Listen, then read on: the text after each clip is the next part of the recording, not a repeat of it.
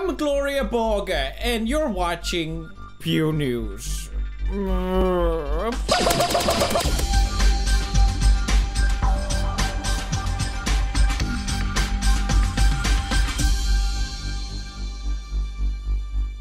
Good evening, I'm Gloria Borga. Today we have a lot of news to discuss, so let's just jump. Anyway, our first story comes from Johnny D. Luckily, as we reported last week, Johnny D was hospitalized because he suffered from pneumonia. Pneumonia. Johnny is now back, he's looking better, and he made a response video. They do not choose to show yourself on YouTube like I do. They're very good. I wish I was good as them. If you come to my town, I'll show you where to go. I'll show you where you can see the best rappers, the best singers in the city. This is so sweet. He will show you, if you're in his town, Johnny D invites you to show his favorite rapper. It's wonderful to see, first of all, how much support you guys sent to the GoFundMe page. It hit the goal, $15,000. An amazing effort. Good job, everyone. I'm really proud to see how empathetic and heartwarming this community of Squad Fam can be. And it's really nice to see Johnny D just genuinely being grateful in return. Next news. This week, a female empowerment movement was announced, and it's called Bully Hunters. And as soon as I heard about Bully Hunter Initiative, I thought to myself, there is just no way this could go wrong whatsoever. This is not gonna end up like another train wreck. How is this real? 2018 is just wonderful. It just keeps on giving. So the idea behind Bully Hunters is that to stop harassment in games, specifically Counter-Strike or CSGO, you can call upon a bully hunter that will then join your game and kill the bully in the game. They display this in the most hilariously awkward and most scripted way I've ever seen. Now, our bully hunter has asked the Rosethorn live in-game who is harassing her, and our victim then immediately replied. Let's zoom in again on the bottom left-hand corner. Now, you see there, the tool connected these two, a victim with a bully hunter. Okay, so now Bully Hunter 77 knows the name of the harasser, and she is ready to take action. Now we are going to switch over to Bully Hunter 77's screen to watch the hunt. Cut to that feed, please, and play it. So we are watching our Bully Hunter. She knows who the harasser is, and she is on the hunt. You can still hear the harassment in the background. It doesn't stop. So now Bully Hunter 77 is looking for the harasser. And it looks like she's going to use her knife, folks. And there it is, just pause right there. Let's back up and see that again. A brilliant knife move, very difficult. Very difficult, that's right. Knifing someone back in CSGO while they're standing still or probably have left their computer. It's one of the most difficult moves of all time. This is supposed to stop harassment, everyone. This is what their idea. Even if this wasn't completely fake and staged, it's still a terrible idea. See in the lower left-hand corner, let's pause that and zoom into that. Our Bully Hunter left the calling card message to the harasser. Harassment is not a game. bullyhunters.org. We sure showed him, everyone. Love the Wii music that they added. We've been cleansed from the bullies. The harassment has been taken care of.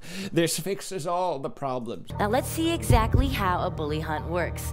This is our casual gamer, Pinklight23, who has been harassed in-game. Hey, Pinklight23, what you're gonna do is you're gonna sit here and play Counter-Strike, and when the light shows at you, that means you've been harassed. So be sure to maybe show some sort of emotion. You can cry if you want to. Now let's see how she used our global tool to call a bully hunter. They have an audience reacting to it. Do they not understand that this illegitimizes their whole point? If their goal is to show that harassment is real, which I'm not denying, by the way, they just create the opposite effect. Now, if you're not for some reason sure that this is fake, basically they even discovered that Bully Hunter 77 is the same person that was being bullied. They literally just changed the name on the Steam profile, which you can see by looking at them. And it's just so laughably bad. It reminds me of so many times I work with agencies, especially back in the past, where they are just so extremely tone deaf to what is a good idea and what is not a good idea, because they never actually made anything online, so they don't know how people are going to perceive these sort of things. And this is just one of those ideas that for some reason no one said no to. SteelSeries was one of the brands that was involved, and when they got called out on all of this, their response was, if the only thing that comes of this is a conversation around the topic, then we feel it is still a step in the right direction. Stop. We need to... I'm tired of hearing this argument. If only we did one step for women, then it's a step that is worth taking. No, okay? You did more harm than good here. Clearly. This is so idiotic that no one is going to take harassment seriously. That's how stupid it is. So don't pretend that you took a step forward. This is taking a step back. And for what? Selling headphones? Great. Fantastic initiative you got there.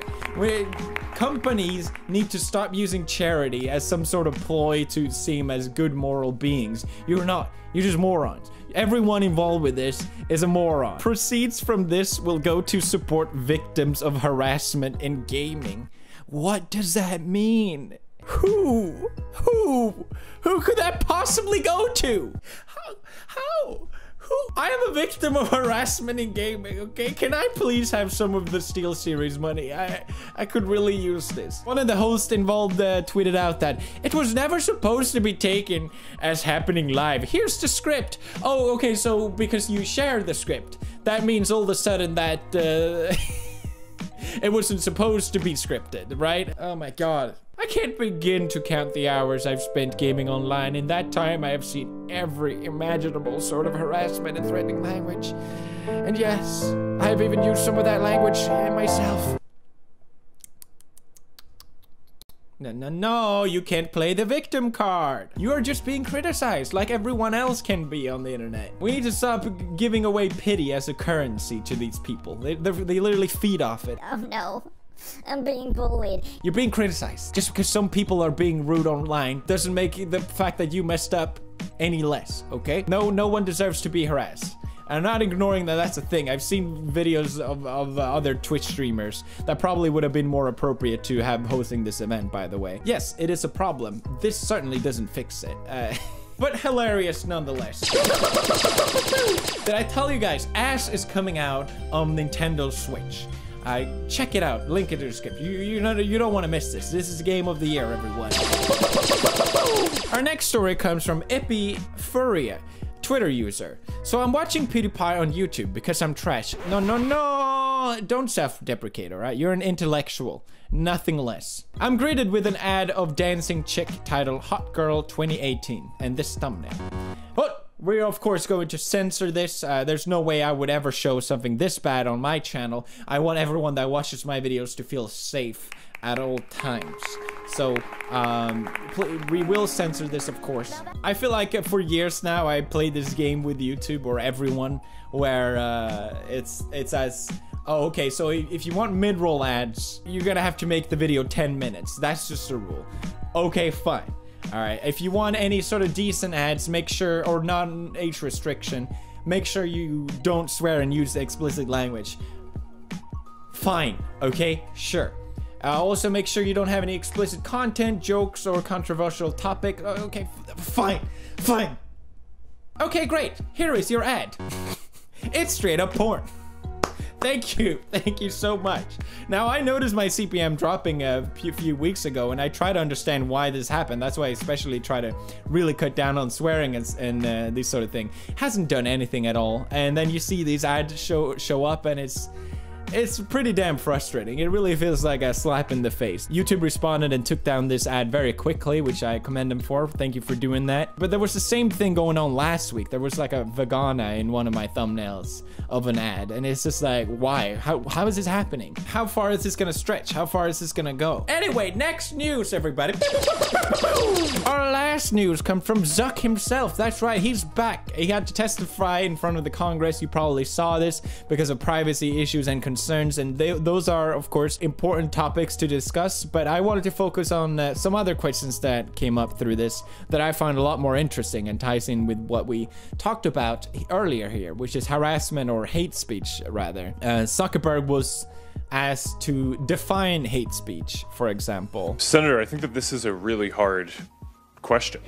And I think it's one of the reasons why we struggle with it. I'm worried about the psychological categories around speech. 40% of Americans under age 35 tell pollsters they think the First Amendment is dangerous because you might use your freedom to say something that hurts somebody else's feelings. As we're able to technologically shift, especially having AI proactively look at content, I think that that's going to create massive questions for society about what obligations we want to require companies to... Yeah, you're right, Zuck. The AI determination of what's harmful content has really worked out really well here over on YouTube. So I don't see any problem with that. Their social media platforms are not neutral platforms, but bear some responsibility for the content. I agree that we're responsible for the content. Previously, it's been up in the air whether Facebook is a neutral platform or if they are responsible for the content. And to admit this, it sort of changes the whole dynamic of things. Obviously, they're a private company. They're free to do whatever they want. If they want to censor content, they are open to do so. But previously, it hasn't really been clear. Are you a free platform? Or do you censor content, or do you shape or control what's posted on your site? And this is the same sort of struggle that's going on here on YouTube, where whether YouTube want it to be or not, they are responsible for what's on their website. It's an interesting question to me because now that you have these massive companies like Google and Facebook controlling such massive means of communication, and important means of communication, is it within their right to censor that communication, or do they even have to do it? Are they're sort of forced into a corner to do it? We see a lot of ideas being censored on YouTube and Facebook because they're not popular with the media. They have such a massive control over what sort of ideas are acceptable and not. And that to me is a lot scarier than this whole issue with privacy that apparently this meeting was all about. And if this continues in the future, who knows what kind of implications it will have.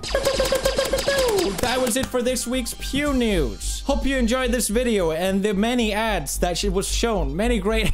If you didn't have any ads, please consider buying a mug. It would really help me out a lot. A Pew News mug. Check out the link in the description. I am Gloria Borger, and this is me signing off.